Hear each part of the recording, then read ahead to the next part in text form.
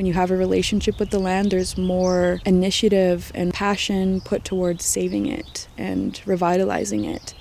I've had people in my family taking care of this ecosystem for many generations. They will know more than a scientist that has spent maybe a couple of years researching it. I grew up in one of the Garry Oak ecosystems on the Cowichan Reserve. We had that intimate relationship with the land. We could go to different locations to do our harvesting. I've learned about the Garry Oak trees, how they'd been part of a very important ecosystem for my ancestors for generations upon generations, and that protecting these trees and the ecosystems they belong to really mattered.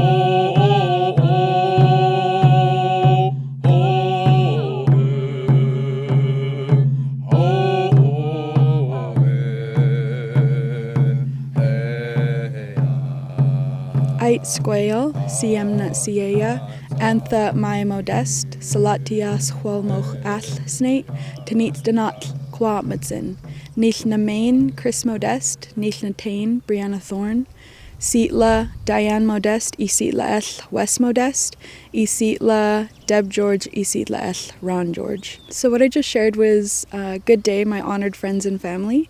My name is Maya Modest and my traditional name is Salatia, and I come from the village of Cowichan in Cowichan territory. My father is Chris Modest and my mom is Brianna Thorne. On my father's side, my grandparents are Diane Modest and the late Wes Modest. And on my mom's side, my grandparents are Deb George and the late Ron George. Right?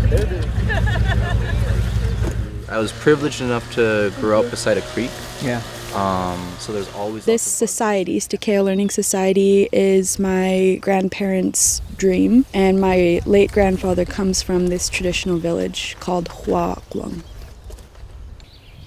Even though this has been our village for thousands of years, there's still stipulations that we have to follow, being in a BC park. So we purchased a 10-acre property, one parcel away from our village. So being on our own private land will mean that we get to conduct ceremony, we get to dig a hole without getting a permit for it. So it's really exciting for our restoration work and for our cultural work. In the field here at Cowichan, our grandmother's garden, it's been for 200 years that the land that we're on has been used for agriculture. These fields have been hayed many times over, tilled many times over, and so we fight the invasives every day. Noxious grasses, Scotch thistle, Scotch broom, these are all remnants and relics of the agricultural use.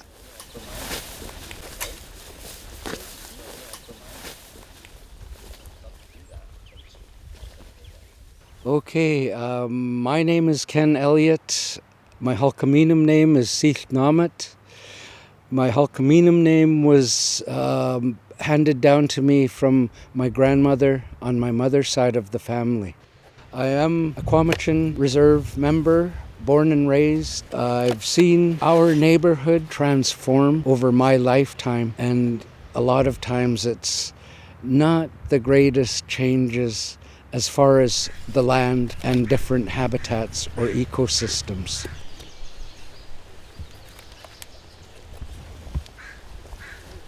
Hi, Ken. Good morning. Hey, good morning, good morning. Good to see you. Good to see you. Yes. It's good to see you. Long time no see. Yeah. Beautiful day. So we do have cloning, working with cuttings of the various species. They'll be used in the restoration work going on at Cowichan Park on Salt Spring Island. Okay, so in these pots we experimented by taking some of the seeds when they were ready, but leaving some of the seeds in the pods. When the season's over and the rainy season comes, we've tried to encourage the seeds to fall into its own pot with its mum or fall into a neighboring pot with its cousins or neighbors.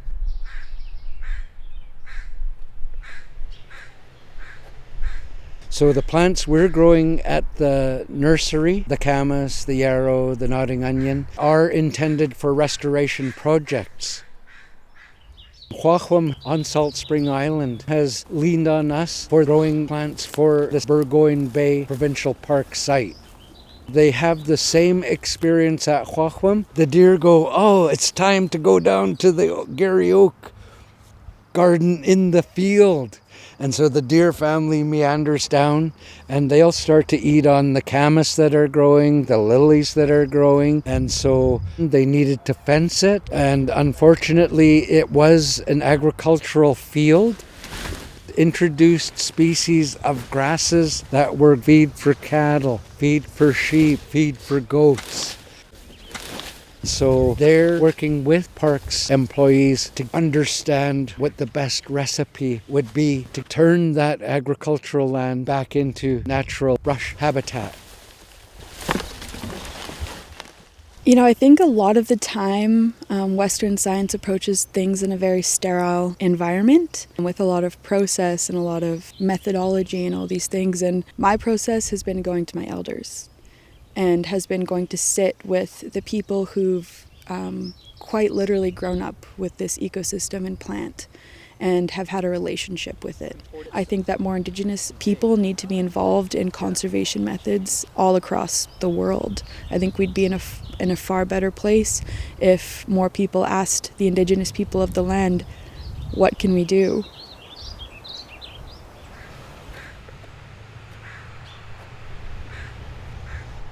Okay, what I have going here is great camas. Pull it from the pot and just show you what's going on in the ground. They're just starting. It's not a 4-year-old, otherwise it would have seed heads or a blossom. And so this is probably maybe a 3-year-old because they are getting big. Being a great camas, the bulb part is what was harvested as the food. So now we're getting our camas going back. We're getting all of the companion plants that like to share time with the Garry oaks. The role that camas has played in our history is very integral and important.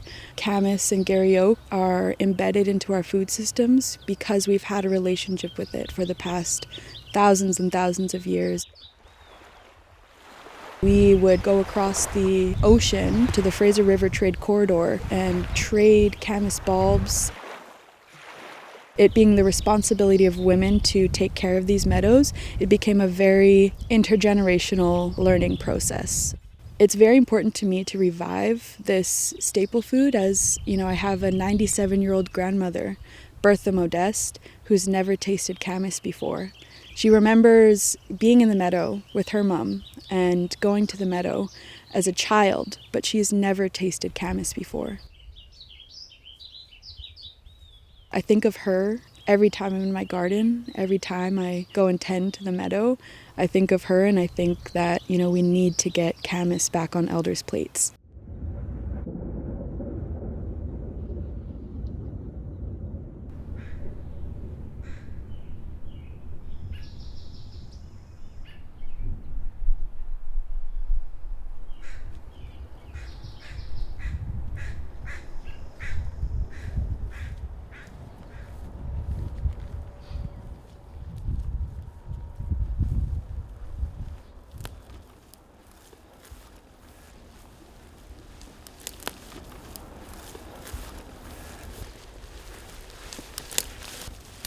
Yeah, so these are side roots here. So now I'm in the root material. I can be guaranteed it's not going to grow back. And it's important to get it off the site.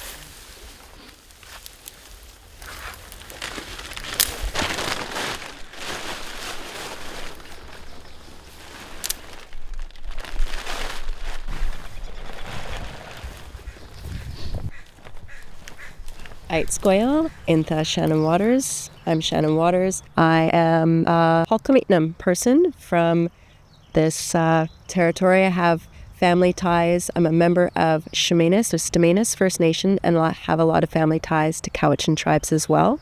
I have lived in the Cowichan Valley with my husband and my 2 daughters for the last 10 years. It was a different process purchasing a home that was on a land covenant. It just is a real honor to be able to be here, have my kids run around, have them learn what the plants are and how they look in different times of the year. Being able to visit with you has touched my heart. And for me to be able to share some of my teachings with you. Yeah, you go ahead. Oh. I need to smell it one more. We got lucky. So maybe about 3 weeks ago, there may have been white blossoms here. And so these are white fawn lily plants. So the stem goes into the ground and there's a corm. So it looks like a little bulb. And the corm has 2 halves. And then there's the root system dangles down below.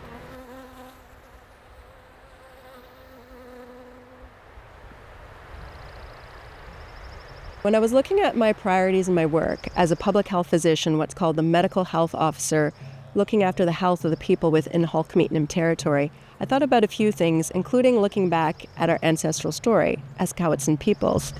The story says that the first men fell from the sky onto Cowichan territory, and they walked the land to become in relationship with it, and they bathed in the waters to grow a relationship there.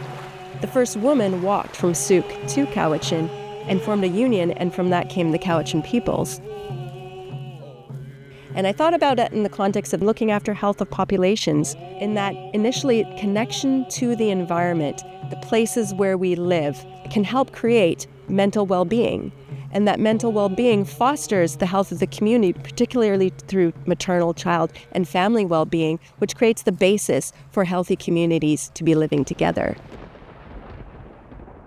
Being in places like these Garry Oaks ecosystems, you can feel being refueled just by sitting amongst them or walking amongst them. That really is the basis for health.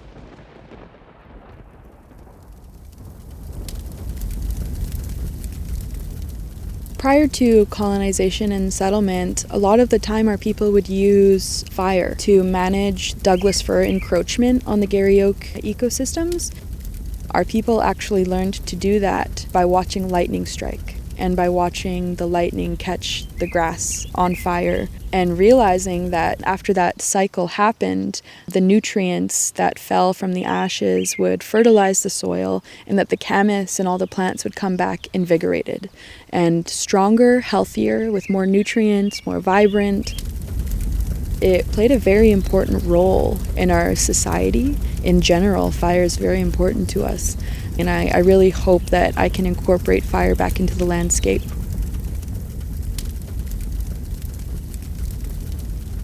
We didn't have schools, so Mom, Grandma, these were our teachers for our family circle. They would watch the children as they're growing up and watch how they were conducting themselves and say, they're ready now for us to start to teach them about the medicines, about the foods, about the tools. And so at the nursery, we teach about the transition for the introduced species to becoming invasive plants. We teach them about the native species of plants that get crowded out. Flexible. I noticed that the younger ones were stronger advocates, and I referred to them as my young ambassadors. If you want, you can peel the skin off, and then you can chew on it.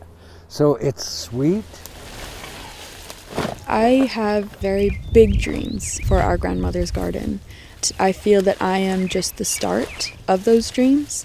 I think of my great-grandfather's words, that whole mountainside being blue with camas. That is my goal. That is my dream. I want to see our youth knowing this ecosystem, having a relationship with camas and our elders, and to see that revitalization of our food sovereignty.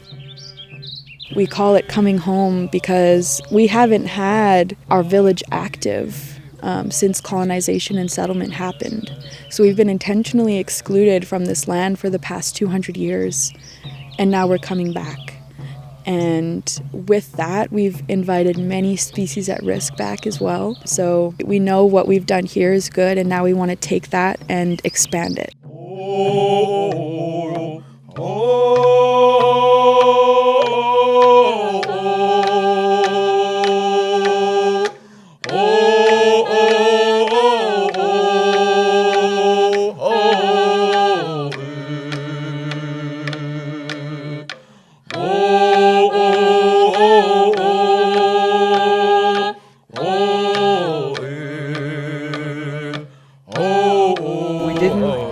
Sugar in the old days, we'll call it.